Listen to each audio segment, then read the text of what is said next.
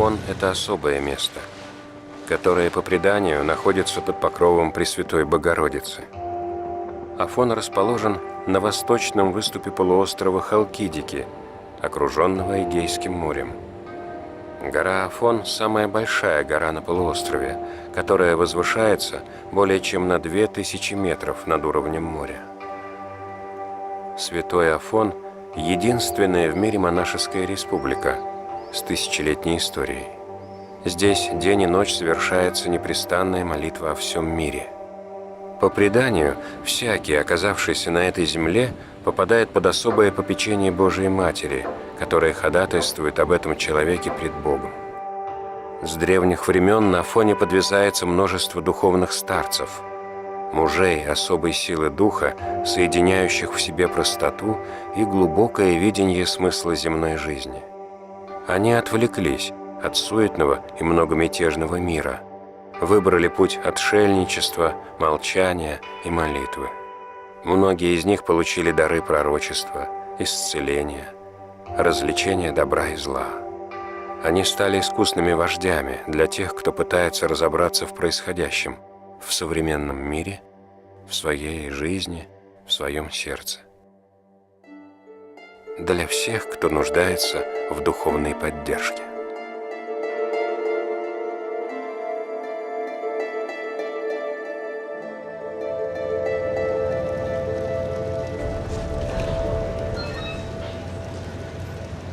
Эта серия фильмов – результат послушания игумена Киприана афонскому старцу Евфимию, предложившему экранизировать житие старца Паисия Святогорца, написанное иеромонахом Исааком в 2004 году. Автор жития почил 16 июля 1998 года. Это его могила у Каливы Евфимия на Афоне. Также в этот фильм включены свидетельства многих людей, лично встречавшихся со старцем или живших рядом с ним. Вы услышите фрагменты текстов самого Паисия Святогорца и увидите места, где он жил. Иеромонах Исаак. Житие старца Паисия Святогорца. Глава 5. Насельник Эсфигменского общежития. Когда Арсений собирался в путь к священному Афону, произошло следующее. Все свои сбережения он раздал нищим, оставив лишь деньги на билет до Святой горы. Он сел на кораблик, который шел вдоль северного побережья, и вышел на берег в монастыре Эсфигмен.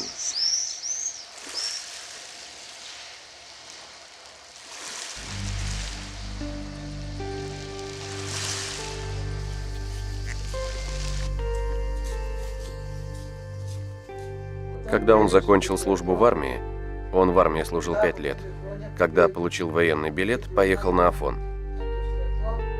Сначала пошел в монастырь Эсфигмен.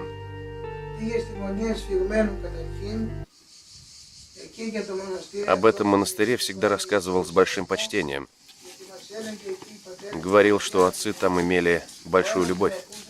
Они любили друг друга и помогали друг другу. Как будто перед тобой проходили сцены из житий старцев-аскетов. Старец рассказывал, для того, чтобы прожить тогда в Эсфигмене 40 дней Великого Поста, надо было взойти на настоящую Голгофу. В сутки только одна тарелка водянистой похлебки, без масла. Это было самое строгое общежитие. Первую седмицу Великого Поста все отцы почти целый день проводили в церкви.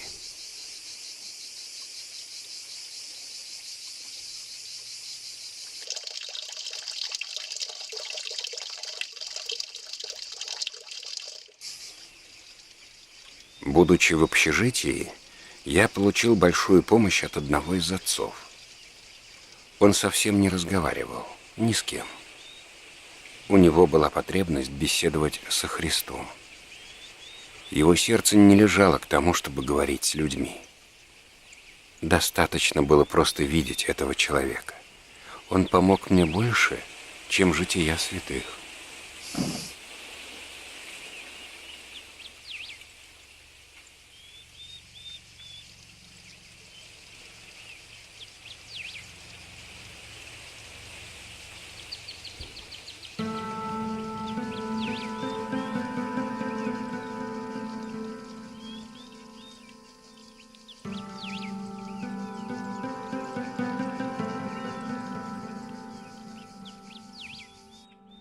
Каждый день я постился до 9 часа. Кроме того, старался много дней подряд есть какой-нибудь один вид овощей.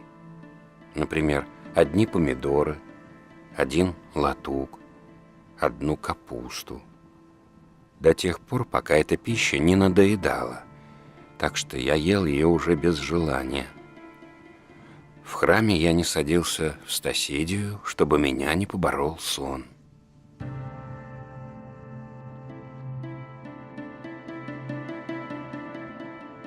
В келье вместо подушки у меня был обрубок каштанового пенька.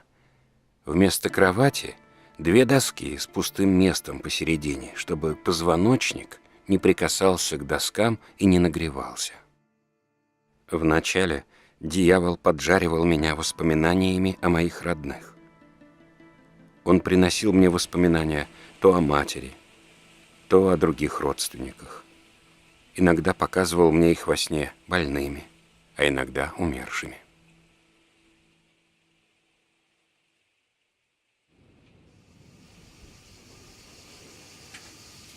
Когда мои аккумуляторы совсем сели, то есть когда истощились телесные силы, я пережил одно необыкновенное событие. Однажды ночью я стоял и молился. Вдруг я почувствовал, как что-то опускается сверху и всего меня омывает. Я чувствовал необыкновенное радование, и мои глаза стали подобны 2 источникам, из которых ручьем текли слезы. До этого я много раз испытывал умиление и подобное этому, но такое посещение было впервые. Это событие имело такую духовную силу, что оно укрепило меня и продержалось во мне около 10 лет. До того момента, когда уже позже я на Синае несколько иным образом пережил нечто большее.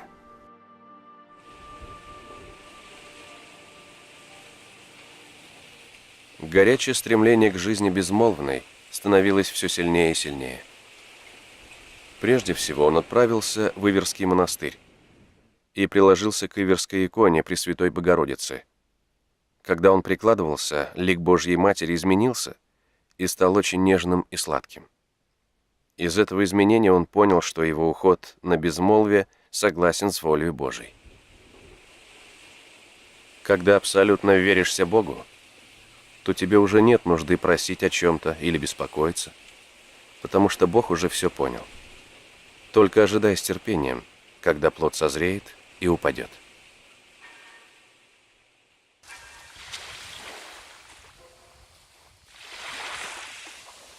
Старец ожидал катер, будучи голодным и уставшим после всеночного бдения.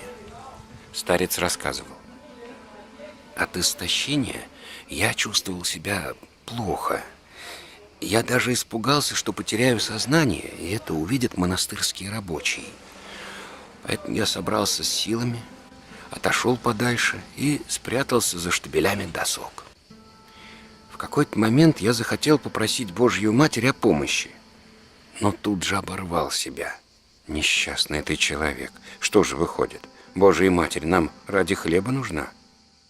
И как только я это произнес, явилась сама Пресвятая Богородица и подала мне горячий хлеб и кисть винограда. Дальше, то что уж рассказывать. Он предпринимал различные попытки удалиться в пустыню, однако все они были безуспешными. Путь на безмолвие был закрыт. Однажды отец Паисий договорился с лодочником, что тот перевезет его на пустынный остров и оставит там подвязаться одного. Но в назначенный день лодочник не приплыл. Затем отец Паисий договорился с еще одним монахом перейти на Катунаки ради безмолвия и аскезы.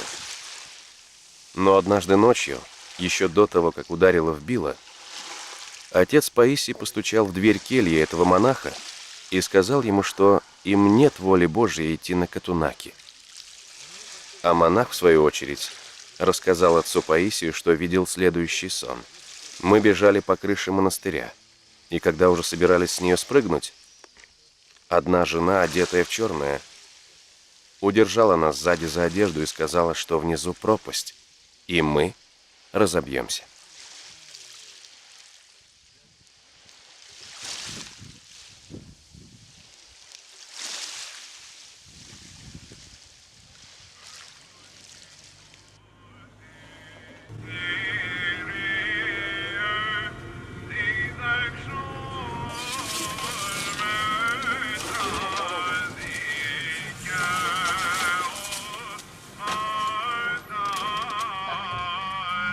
Можно поцарапать машину. И под стопами метафония? Или как?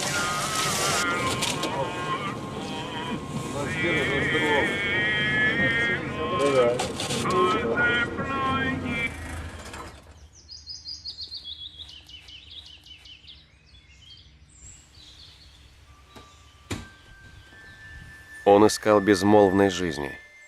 Однако ему дали ответственное послушание келаря и трапезника в особнажительном монастыре Филофей.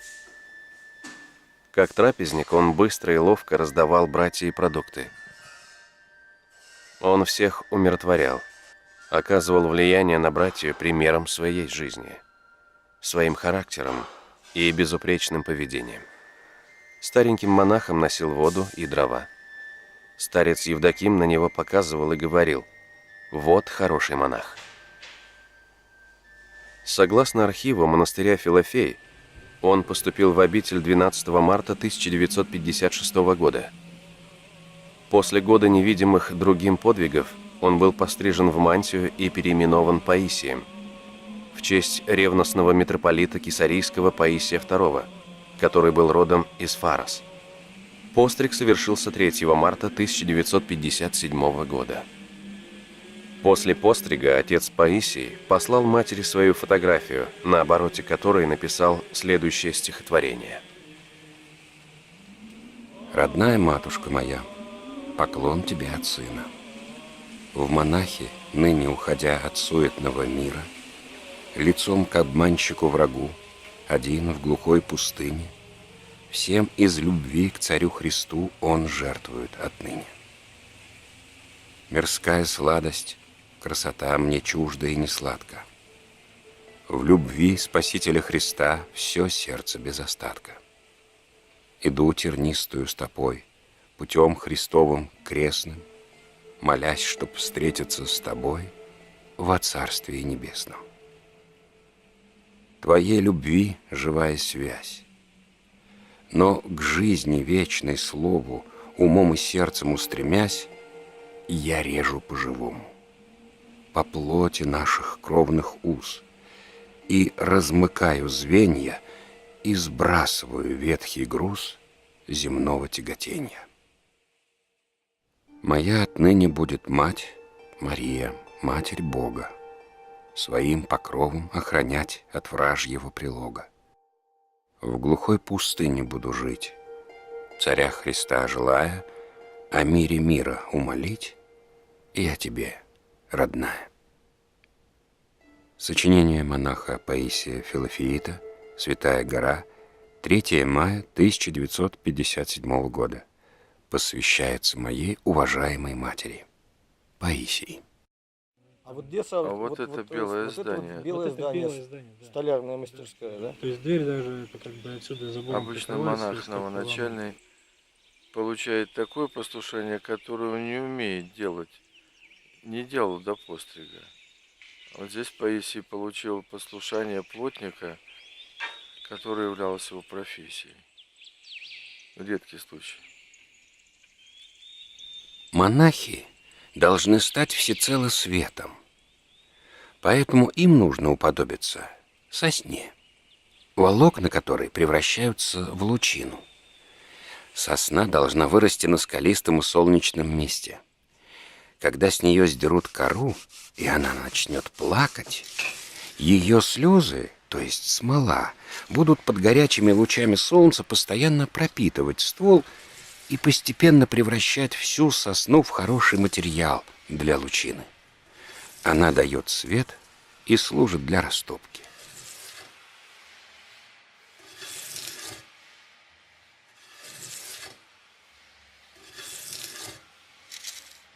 Конечно, обтесывание нужно для того, чтобы счистить кору ветхого человека, а не для того, чтобы безрассудно ранить людей и делать их ни на что негодными.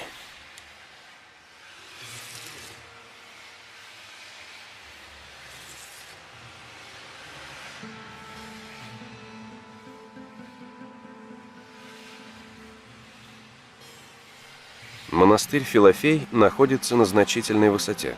Зимой там выпадает много снега и бывает очень холодно.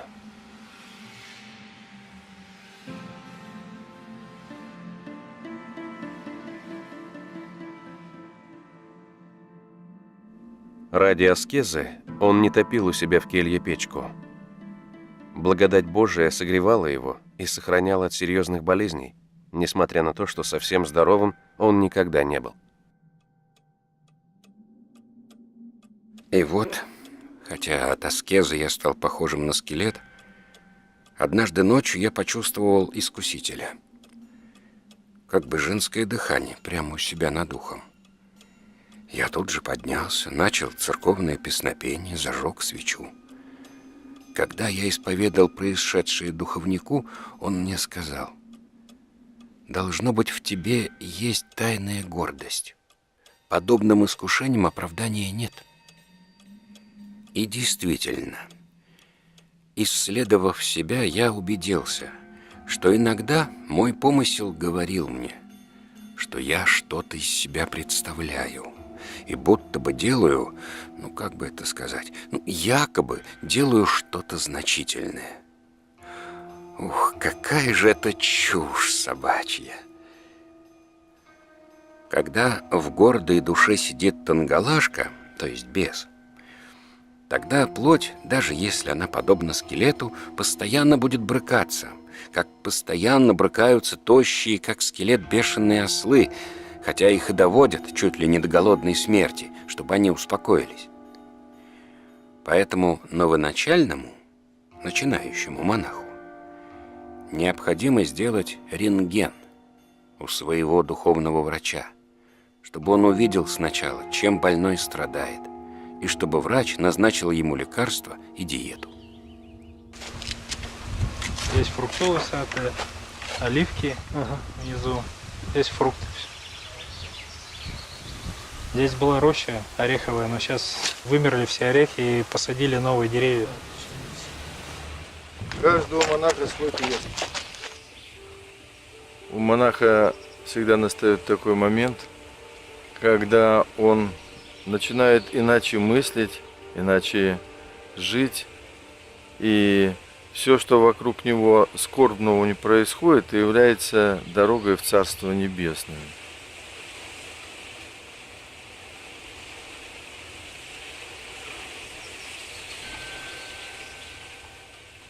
Я молился у себя в келье, и вдруг у меня совершенно отказали руки и ноги.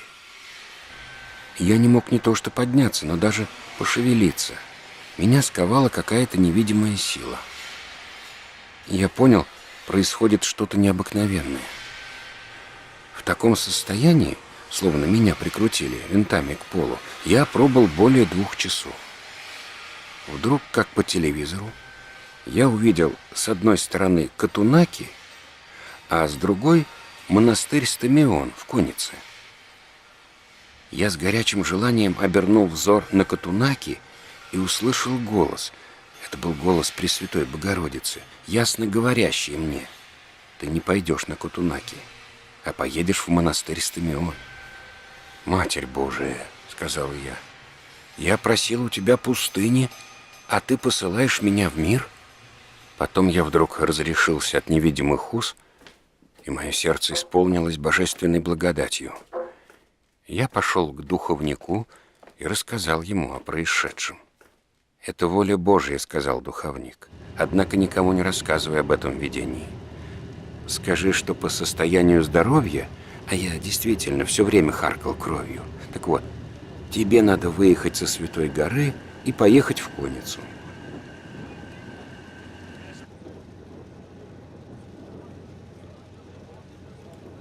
И вот своим откровением Господь направляет стопы человека Божия Паисия в монастырь Стамион Конецкой епархии.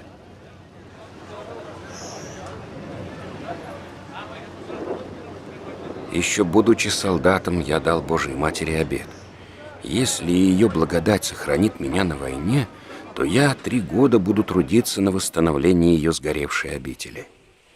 Я думал, что поскольку стал монахом, то Божья Матерь не взыщет с меня исполнение этого обета. Но, видно, она этого не хотела.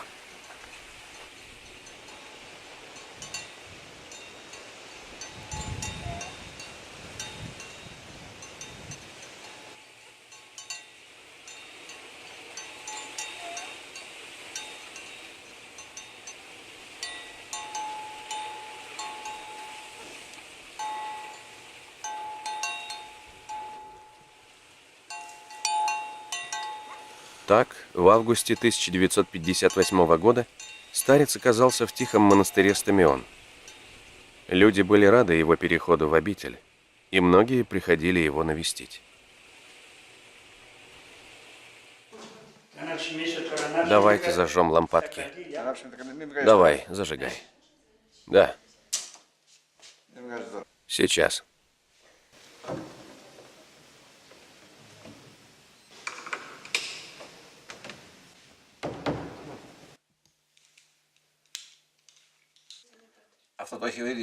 Это им было написано. Именно о здравии, об упокоении. В списке о здравии первым записано его имя – монаха Паисия. Среди прочих есть имя иеромонаха Арсения, ныне святой Арсений. А тогда еще он не был официально канонизирован. Наиболее древними иконами являются вот эти, аналойные. Здесь разные святые. Но эта икона вот там, где 3 наших старцев. Народ их считает святыми. В середине отец Паисий. Сейчас покажу. У них нет нимба, потому что никто из них не был официально канонизирован, но народ их почитает как святых.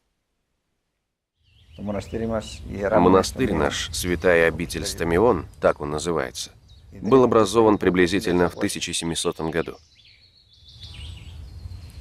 Здесь никогда не было много монахов. 1, 2, 3 монаха, самое большее. Зачастую бывало, что вообще не было ни одного. Величайшей славой монастыря стал отец Паисий, монах, который родился в Фаросах, но вырос в Коннице. Монахом он стал на Святой горе, а после на некоторое время прибыл сюда, то есть с 1958 до 1962 года. 4 года он жил здесь, в монастыре. Отец Паисий начал восстанавливать сгоревшую обитель, не имея ни денег, ни материала. Ему помогали некоторые добрые христиане.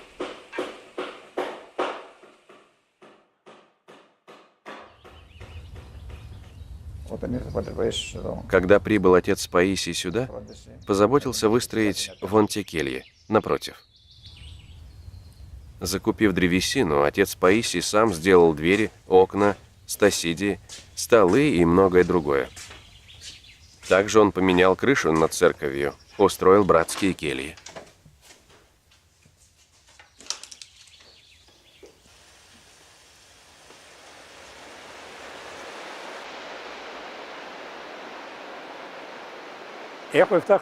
Целых 7 лет я был с ним знаком. Его сестра жила здесь со мною.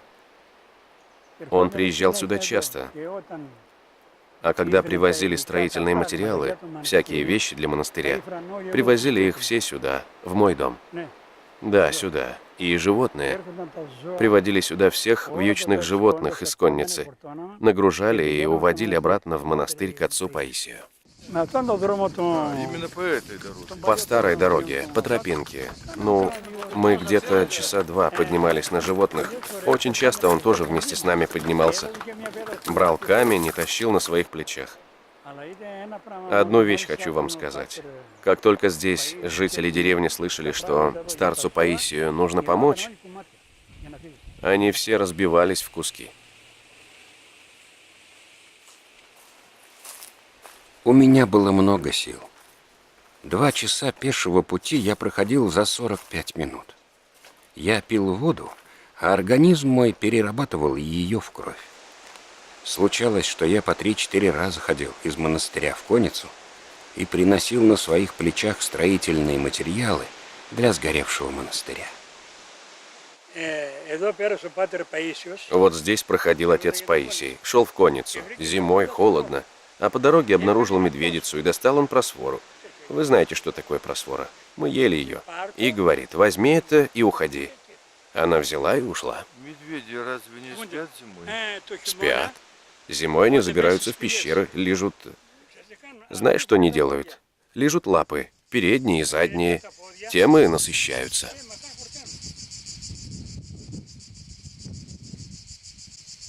Госпожа Пенелопа Барбутти рассказывает. Когда у него болела голова, он прислонял ее к иконе Пресвятой Богородицы, и боль проходила. Тесто для просфор он замешивал без закваски. Он его осенял крестом, и оно поднималось.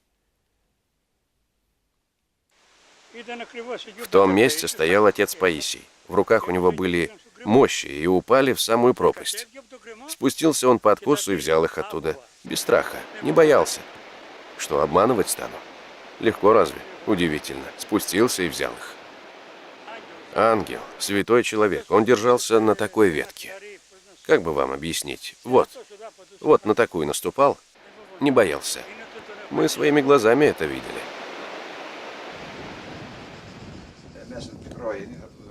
Это келья отца Паисия. Внутри маленькая. Давайте посмотрим.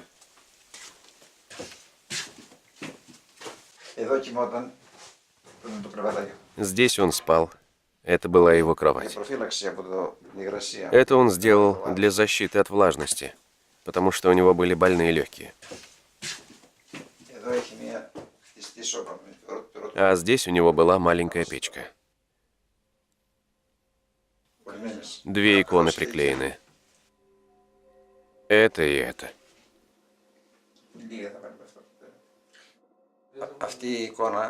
Вот эта икона Господа была написана в монастыре Сурати, где жил отец Паисий.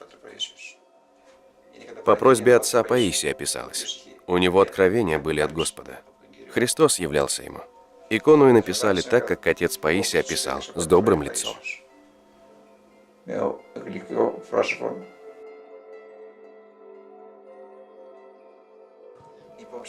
Имейте в виду, что всего лишь 1 год в этой келье прожил отец Паисий. В 1961 году он ее построил. Первые 3 года жил в бараке за пределами монастыря для духовной аскезы. Там спал. Насколько удаляются люди от простой естественной жизни и предаются роскоши, настолько они умножают и свой страх за завтрашний день. И насколько развивается мирская вежливость, настолько же теряется простота, радость и естественная человеческая улыбка. На возвышенном месте, правее от входа в обитель, он вырыл могилу, поставил над ней крест, каждый день зажигал перед ним лампадку и кадил ладаном. Он делал это и для того, чтобы помнить о смерти самому, но главным образом ради мирских людей, чтобы они, видя перед собой могилу, не могли развлекаться на этом месте. Прекратились пирушки и танцы, которым прежде предавались возле обители жители Конницы. Старец считал недопустимым, чтобы люди развлекались рядом с храмом, в котором совершается служба. Только на престольный праздник он оказывал мирянам снисхождение и позволял накрывать напротив монастыря под буками возле источника праздничные угощения. В то время в деревнях вокруг Конницы царили страшная нищета, заброшенность и горе. Старец собирал одежду, деньги, продукты и лекарства, упаковывал их в посылки и посылал нуждающимся.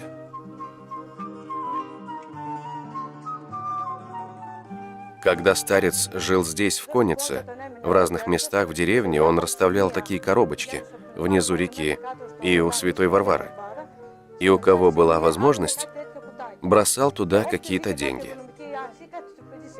1 раз в неделю приходил он сам или какой-то его помощник собирал, что там было, и раздавал деньги бедным семьям. Либо покупали они им еду и раздавали. Господин Фома Тасиус свидетельствует. Один старик жил в пещере, покинутый всеми. А отец Паисий каждую неделю приносил ему необходимые продукты и своими руками его мыл. Он выходил из монастыря еще затемно и шел к этому старику так, чтобы никто об этом не знал. Я хотел одного, но у Бога был свой план. Впоследствии оказалось, что я пришел в Стамион главным образом для того, чтобы помочь 80 совратившимся в протестанство семьям вернуться в православие. На собрании сектантов старец посылал доверенных людей, чтобы узнать, кто именно приходит слушать. Потом он приглашал слушателей еретических проповедей к себе и один на один увещевал их. Некоторых из них он принимал в монастырь на работу. Также старец встретился с главарем сектантов, который приезжал из Салоник, и убедил его больше не приезжать в Конницу.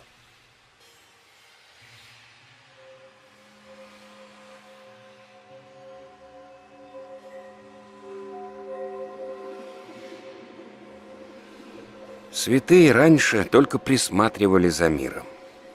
А сегодня и Христос, и Божия Матерь, и святые постоянно то одного где-нибудь подхватывают, то другого от чего-нибудь удерживают. Потому что люди сейчас неуравновешены. Сейчас такое творится, что, Боже упаси. Это все равно, что у какой-то матери есть несколько трудных детей. Один глупенький, другой косенький, третий неслух. Один человек сказал мне, люди прозвали Афины джунглями. Но посмотри, ведь никто из этих джунглей не уходит. Все говорят «джунгли, джунгли», и все в эти джунгли сбредаются.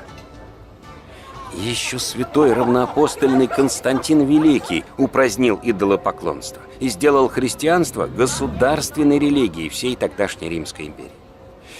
И вот сегодня нас снова хотят вернуть в это самое идолопоклонство. На государственном уровне позволяют строить мечети, разным там гуру основывать у нас монастыри, свободно выступают с лекциями, открывают какие-то различные прозелитские центры. Масоны действуют у нас свободно, и иеговисты тоже. На православие ополчилась целая куча различных религиозных учений. Но все это не удержится, распадется, как карточный домик.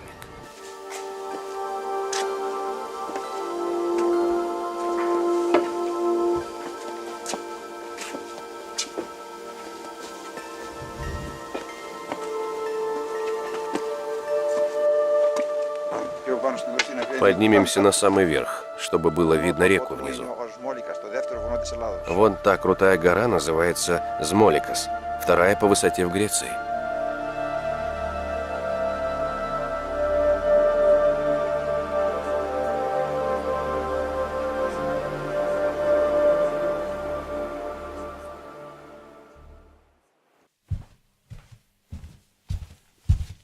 В тот самый год, когда старец пришел в Стамион, он решил обрести мощи преподобного Арсения Каппадокийского, святого, который крестил его в детстве. С кончины преподобного прошло уже более 30 лет. Его останки еще покоились на кладбище острова Керкера, Корфу. Поручив заботу о монастыре своему брату Рафаилу, в октябре 1958 года старец поехал на Корфу. Там он стал искать своего старого друга и однополчанина Пантелиса Дзекуса. Большой праздник в честь столетия воссоединения Корфу с Грецией.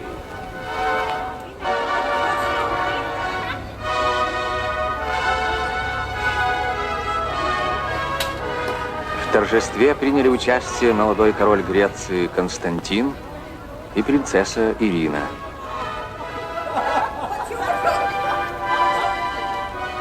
Приехал премьер-министр Греции Папандреу.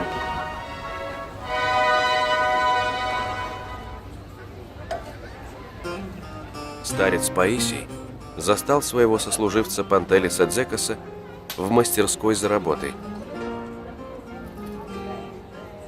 Господин Пантелес не узнал отца Паисия и спросил: «Отче, что вам угодно?» Старец ничего не отвечал. «Может быть, я могу быть вам чем-то полезен?» – спросил Пантелес. «Вот этим», – ответил старец и показал ему два своих больших пальца. У нас же были с ним одинаковые пальцы. Вот эти пальцы, такие же у меня, как у него. Я чуть с ума не сошел от радости. Я побежал, обнимал его, целовал его. «Пойдем домой», — говорю ему. Пошли мы домой. Он хотел достать мощи святого Арсения и хотел, чтобы мы пошли вместе. Вечером я предлагаю ему мясо. «Я не ем мясо», — говорит он. «А что ты будешь есть?» Я, говорит, чувствую запах вареных трав. «Ну что, траву будешь есть?» «Да, да». «Ты в своем уме?» Я говорю. «Да, буду есть траву». Ну, тогда он поел, и мы пошли спать. Один на одной кровати, второй на другой. Ночью он встал, была 1:30. Напротив висели иконы. Он пошел ко мне посмотреть, сплю я или нет. Я сделал вид, что сплю. Он встал на колени, помолился, снова пошел в кровать. В 2:30 он снова встал. Снова подошел посмотреть, сплю ли я. У меня были итальянские часы, у которых были светящиеся цифры. И я с рукой поверх одеяла заметил время.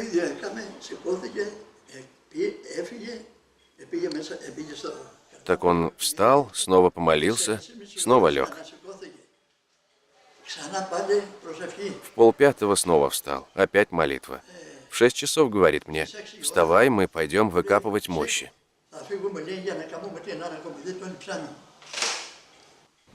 Я говорю ему: «Мы не пойдем выкапывать мощи», потому что было 8 или 9 октября. Да, 8-го он приехал, было 9 октября и шел дождь. «Почему?» — говорит он мне. «Потому что, — говорю ему, — когда здесь начинает лить дождь, это длится с октября до 10 января. Так всегда происходит». «Мы пойдем, — говорит он, — пройдем 200 метров, и дождь прекратится». Поскольку я знал его с армии, я говорю: «Хорошо, давай только возьмем зонтик».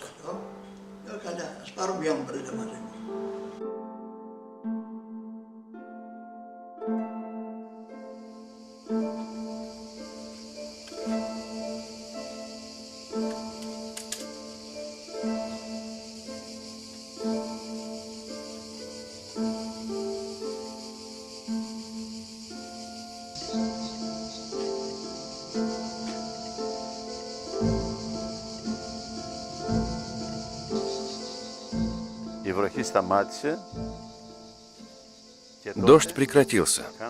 Тогда и приступили к раскопкам.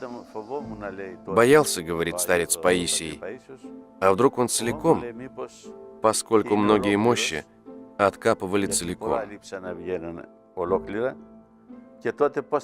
И как же тогда я их заберу? Мне тогда не разрешат их забрать». К счастью, рассказывал он, Арсений полностью истлел, остались только косточки, которые он собрал, положил в мешочек и оттуда отправился с ними в Салоники.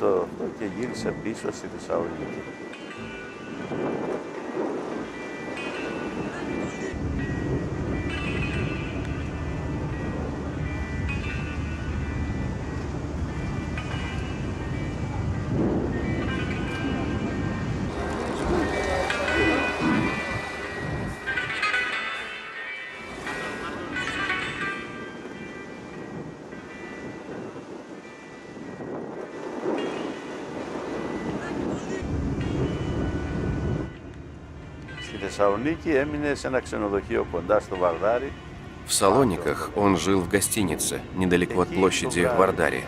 Пантеон называлось. Там вечером приспособил небольшой ящик для мощей и положил их рядом с собой. Он имел обычай молиться святому.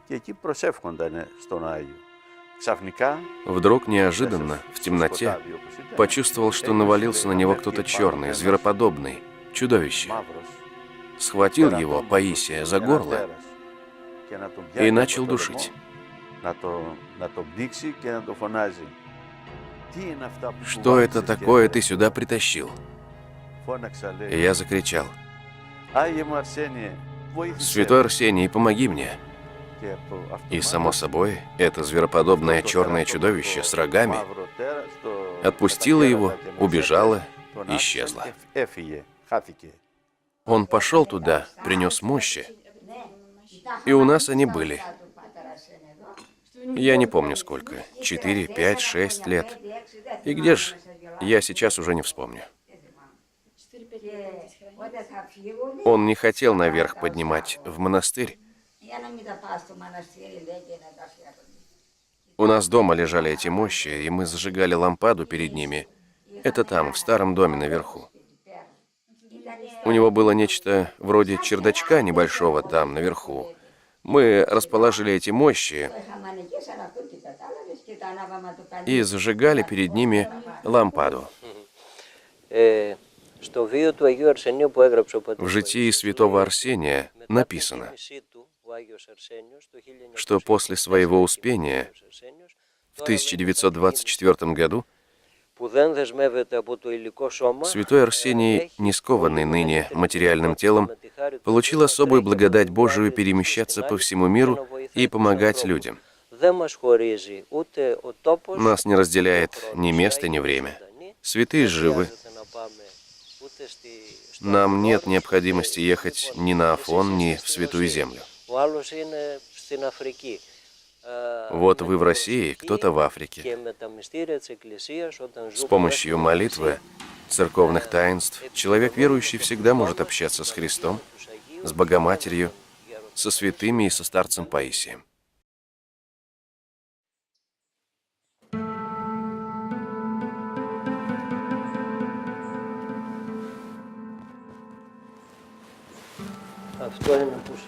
Это то, о чем я вам говорил. Мощи, привезенные старцем Паисием.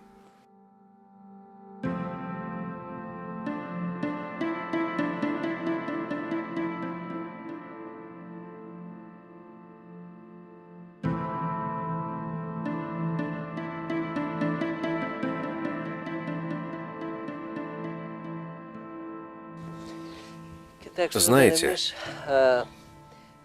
когда мы говорим о святом Арсении и о старце Паисии, мы почти не разделяем этих двух людей. Нам говорили, что видели старца Паисия, бегущего и заботящегося о монастыре святого Арсения.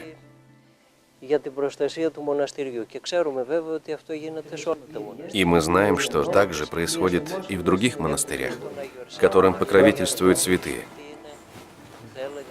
Значит, у нас есть и святой Арсений, и старец Паисий. Они являются, я бы сказал, двумя сторонами одной медали. Они неразрывно связаны, обладают одним и тем же духом и большой благодатью Господа.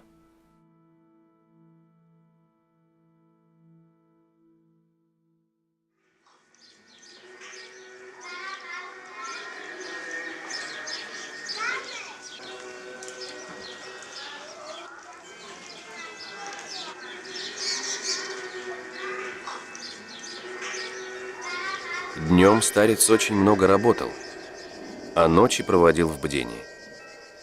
Самостоятельно вычитывал богослужения суточного круга, как научился на Святой горе. Он не оставлял ничего из предусмотренного монашеским уставом. С необыкновенной скрупулезностью исполнял свое личное монашеское правило. А кроме того, молился по четкам о живых и усопших, а также о людях, имевших особую нужду в молитве. Зовусь Панделис Дзинелис. Имел дело с отцом Паисием в 61-м. Приехал сюда обучаться на плотника и токаря. Остался на целое лето. В течение того лета узнал, как делать окна. Отец Паисий часто на длительное время оставлял меня одного здесь, в монастыре, а сам уходил молиться за его пределы. Меня же он оставлял.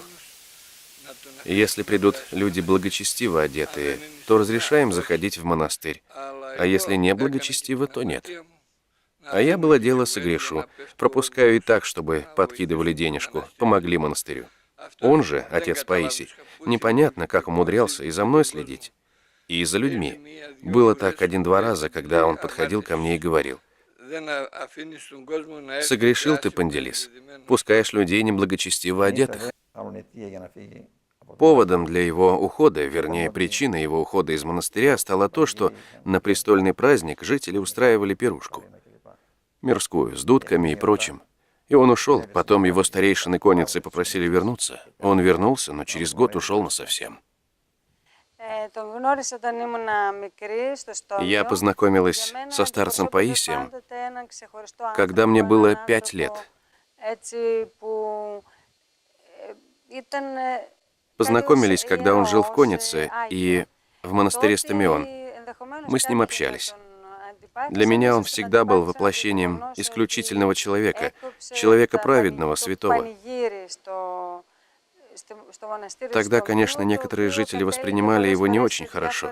Скорее всего, из-за того, что он запретил обширные народные гуляния возле монастыря Стамион, которые часто заканчивались выяснением отношений между группами празднующих местных жителей. Ему было неприятно, он запретил устраивать эти гуляния. И были люди, которым это пришлось не по нраву. Однако я уверен, что конница полюбила старца. Считали конница благословенное Богом место, потому что здесь была родина старца Паисия. Что мне вам сказать? Я только начальную школу закончил. Многого не знаем, чтобы о чем-то рассуждать. И тогда я услышал про хорошего монаха в коннице, в Северной Греции. И поехал повидаться с ним вместе с одним своим другом, чтобы побеседовать с ним на духовные темы. Мы встретились, я думаю, это был сентябрь-октябрь 1962 года. И тогда я говорю: «Да, а вы не хотите приехать на Синай, старец?» Старец сказал, что думал об этом до того, как я приехал. Я, конечно, удивился, как это возможно. Тогда он говорит: «Возьми мою греческую карточку и сделай мне заграничный паспорт». И еще говорит: «Возьми и деньги». И дает мне деньги на билет. Я не хотел их брать. Он настаивал, чтобы я взял деньги. Он был монахом и прожил 4 года в Стамионе. Он спускался сюда в воскресенье, чтобы присутствовать на службе, потому что в монастыре не было постоянного священника. И вот он приходил сюда на службу и причастие. На этом месте в алтаре он стоял и молился. Именно в эту дверь он как-то раз встал, вышел и отправился прямиком на Синай. Монахи – это радисты Матери Церкви. Если они уходят далеко от мира, то делают это из любви, ибо уходят от радиопомех мира, чтобы иметь лучшую связь и больше и лучше помогать миру.